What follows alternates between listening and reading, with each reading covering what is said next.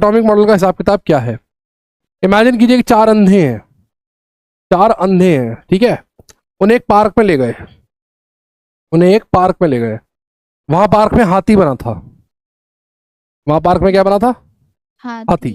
पत्थर का हाथी था।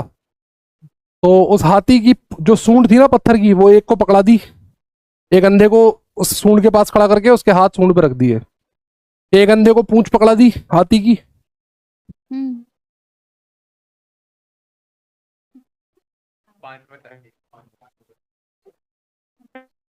एक अंधे को यहां खड़ा कर दिया, एक अंधे को यहां खड़ा कर दिया, एक को ऊपर बिठा दिया। ये तो सर टाटा नैनो है। कम मेंढक ज्यादा लग रहा है।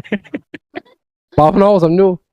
और एक अंधे को यहां खड़ा कर दिया टांग पे, ठीक है। ठीक है। आधे घंटे तक जब उन्होंने हाथी को फील कर लिया, तो हाथी को फील करने के बाद उनसे पूछा गया हाथी कैसा होता है, हाथी कैसा होता है।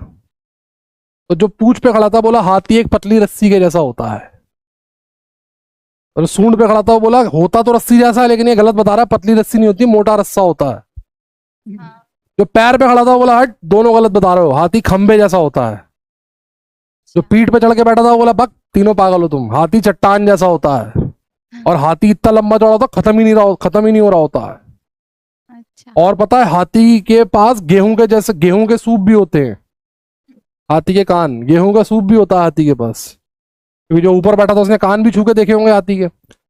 अब मजे की बात यह कि इन चारों में से हाथी को छुआ पूरा किसी ने नहीं, देखा पूरा किसी ने नहीं, लेकिन इन्होंने हाथी को एक्सप्लेन किया by the experience they had of हाथी। सिमिलर कहानी एटॉमिक स्ट्रक्चर के अंदर है। एटम के अंदर क्या है किसी ने नहीं देखा, कोई नहीं जानता।